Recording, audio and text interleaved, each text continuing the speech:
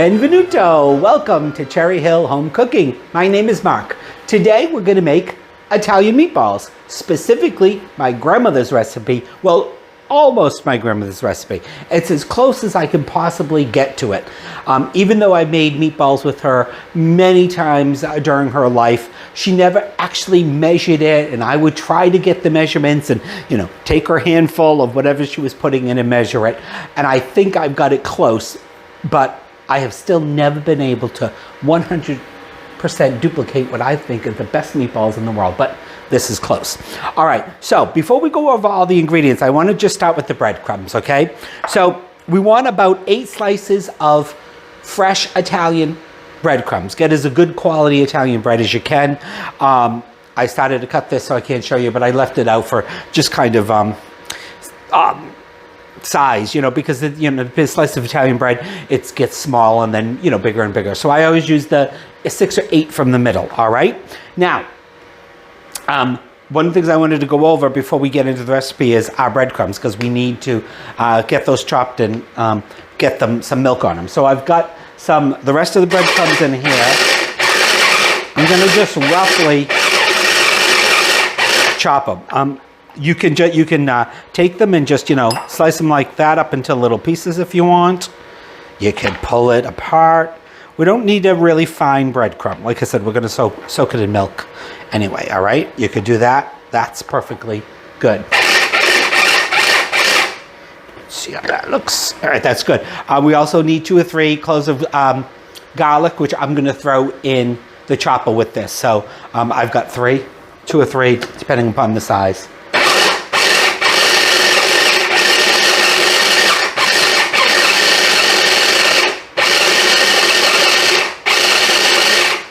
That's good. So the whole point of that is I wanted to show you that we want to use fresh breadcrumbs, and it doesn't really matter whether you sit there and chop them up really fine. I'm going to put them in our bowl. Our garlic's in there too, remember. If not, if you don't have a little chopper like that, chop your garlic up, finely. All right, we got some whole milk. That bowl is not going to do. I should have known that. Do I have a bigger one closer? I don't think so. Well, we're going to make it work. All right, so we want to pour about half a cup to a cup of milk. Usually I would say cover them. Like I said, that's probably not the best bowl that I could have used, but you want to mush them down. I'm going to use a little bit more milk than I normally would just because of this bowl, but that'll be fine. So anyway, the exact measurement will be in the written recipe. All right, so that's pretty good. So we just want to set those aside. We're going to let those soak up all nice. All right. Now, I wanted to talk a little bit about the meat we're going to use. So these are meatballs, so of course we need meat. You can use, my grandmother would often use all pork. This is half and half. So this is half pork, half beef. Now I'm doing 4 total pounds of meat. If you want to cut this recipe in half, just cut everything up in half. If you want to double it, add everything double. But the reason I wanted to just take a minute and talk about that is that you could also use the meatball mix. My grandma would also occasionally use a meatball mix, which is pork, veal, and beef. It's kind of hard to find. So I thought for this reason, not kind of hard to find. It's almost every time you go in the supermarket, or every supermarket, major supermarket is going to sell it. Sometimes they don't have it, but they always have ground beef and ground pork. So we're going to use half and half. So we've got 2 pounds of ground beef and 2 pounds of ground pork. And I'm going to put that aside. All right, we'll quickly go. Of course, you're going to need some red sauce, okay? This is my homemade meat flavored sauce. And Wade will put a link up here, hun, or in the description. He'll put a link up there for you guys. If not, use your favorite jar sauce. And you're going to need probably you're going to need a big jar. I think the big jar is like 24 ounces. 4, 6, 7, 8. I have 12 cups of my homemade sauce in there. All right, so quickly, for our ingredients. Ground beef, ground pork. You could also use all ground beef. If you want to use all ground beef, use 80-20. All right, I'm using 85-15, but we also have the ground pork, so we have that extra fat that's in the ground pork. And again, I'll write that all up in the recipe for you guys. All right, so we talked about our bread. We can put that aside. The spices are really kind of basic. All right, we need some dried oregano. We need some dried basil. All right, and again, the amounts in the recipe. And the one thing my grandmother never would have used is she never would have used freeze-dried parsley flakes. Again, I'll put the, if you're going to use fresh, I believe it's a quarter of a cup, but I'll check that it'll be in the recipes. But this has become one of my favorite things in the world. This is Lighthouse freeze-dried parsley. I discovered that not all that long ago. I broke the bottle after I had already put everything in the bowl. I dropped the bottle on the counter and it broke, which I wasted almost a whole bottle, and that's expensive. But anyway, with this, I use 2 tablespoons, and that's really the thing. The biggest thing I've changed in the recipe is that I hate peeling parsley, and I discovered this several months ago. I don't know what took me so long to discover it. I love it. This, according to the package, there's 3 bunches of parsley that are freeze-dried in that little bottle. All right, I'm gonna put that aside. All right, the next thing I want to talk about is the cheese. Oh, and of course we'll need some salt and pepper, guys, too. So we've got oregano, basil, our parsley, salt and pepper. Talk about our cheese, okay? And my meatballs is one thing I always use the best possible.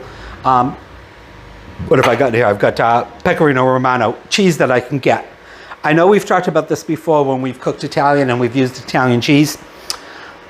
Buy the best you can, and it's expensive. I know this little package, and I didn't use all of it, but this is 0.55, so just a little over half a pound. How much do you think that cost, hon? 5 something. $8.52. So it's roughly 8 and 8 is 16, 17, $18 a pound, right? But use the best you can. I'm not saying you're going to go out. I know it's expensive. I'm not saying you're going to go out and spend $9 on Parmigiano Reggiano or Romano. But use the best you can. Okay, so we've got a cup and a half of that.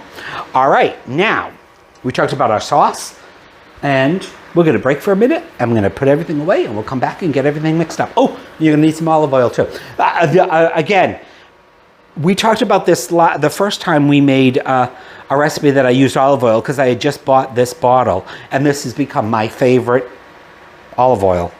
Couldn't find. I wanted to get another bottle today, but I couldn't find it at the supermarket. So, but I love its little pop-up top. Anyway, I love this.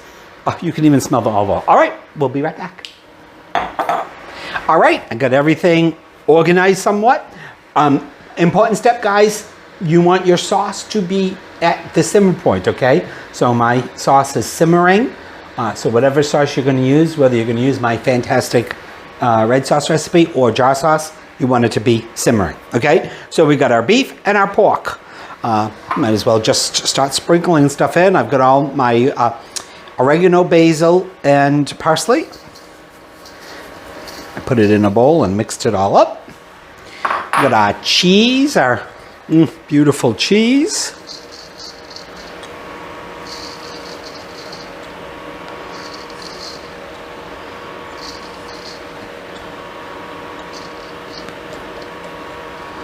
And waste a morsel of it. We got our 4 eggs. Just give them a little mix up. And then some of you may have been thinking, what are you going to do with that olive oil? Yep, we're going to just pour it right in. I have just about 1/4 of a cup left in there.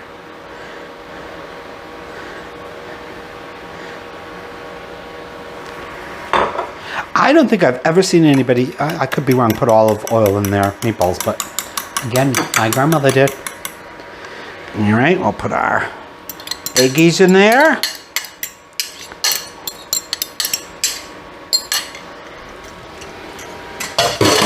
And our, last but not least, our breadcrumbs. Now, I don't think I'm gonna really, just because I used the wrong bowl, I don't think I'm gonna use, but that's how you want them to look, all right? It should be, it's nice and soft, don't worry about that. The milk and everything's gonna go in there. I'm gonna put about half of that in. And mix up, my hands are clean. Now, what I love to do when I make meatballs, if possible, I mean, if we were going to be doing this for our channel today, I would have made this last night. I would have then wrapped it up well, covered it well, and put it in the refrigerator. I really do like to let the meatball mix sit overnight. Doesn't have to. Today we're not going to do that, but I do that a lot of times. Not always, but... So you want to mix that well.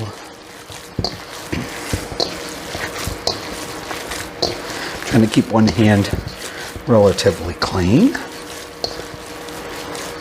It smells delicious. Well, we're smelling the cheese and the oregano and all that. All right, then one of the other interesting things, some people fry, some people bake the meatballs. I've done it. Experimented with it. My grandmother always dropped the meatballs right into the sauce, and I've experimented doing it different ways, and that's my preferred way to do it. I think that's the meatballs come out the best. Of course, now this is a really well flavored sauce too.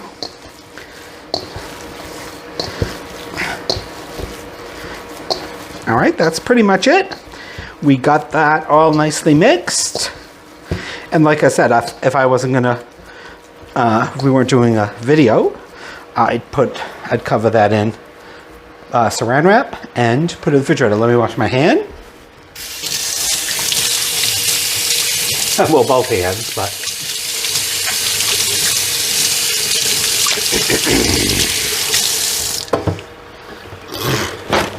Now, how you roll the meatballs.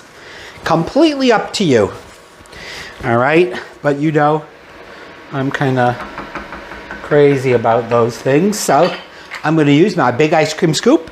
I like them to be as uniform as possible for two reasons. They're going to cook at the same time and they're all going to look the same. All right, take it and roll it. Now, I count how many I get just because I like to know. And you don't want to, this is where I think sometimes they'll say, if you over mix, you'll get them tough. So we don't want them like this tight ball, but that's a little bit bigger than a golf ball.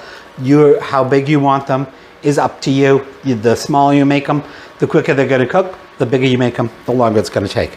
And I always start just by kind of dropping it close to the edge. A little bit more.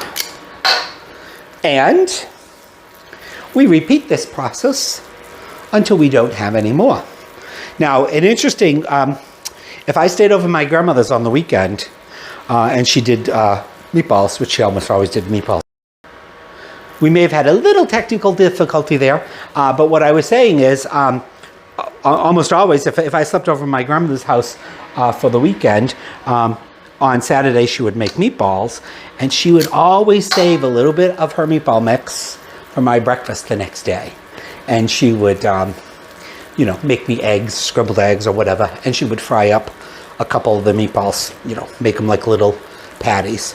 All right, guys, so there you go. I'm not going to make you watch me roll all of these, but we're 3 in. We'll come back quickly. Right after I've got them all on the pot. But basically at this point, your sauce is simmering. You're gonna fill your meatballs with, put all your meatballs in the pot, and then you're gonna let it cook for 2.5 hours. All right, we'll be back in a little while though, before we do our final cook, and then supper. All right, guys, I've got as many as meatballs in that pot as I'm going to get in there. One thing I wanted to say before we leave you for the next 2 hours while these cook is, I know it looks like some of them are popping up. Leave it like it is. You got your heat on simmer, put your cover on, come back in about 15 minutes and give it a little stir. We want them to firm up a little bit so they don't fall apart. All right, see you in a couple hours.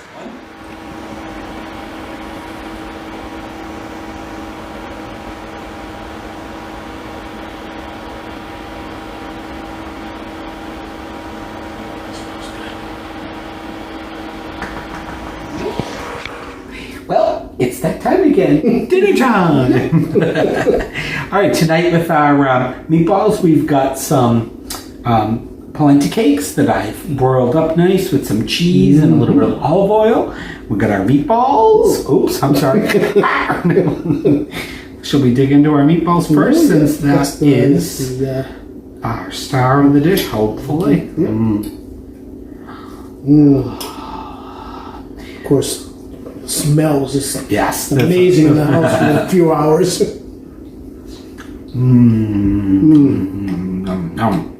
That's delicious. Delicious. They're tender and moist, but not yet so mushy that it doesn't feel, you don't get a mouthfeel, which I like. Sometimes I think meatballs are too soft, but Sauce is just amazing. Thank you. If I do say so myself, I'm good. A meatball's one of those things I even find are even better the next day after they've cooled and been in the refrigerator. All right, well, that's all I got to say. How's your polenta cake? Good? Polenta's delicious. That's good too.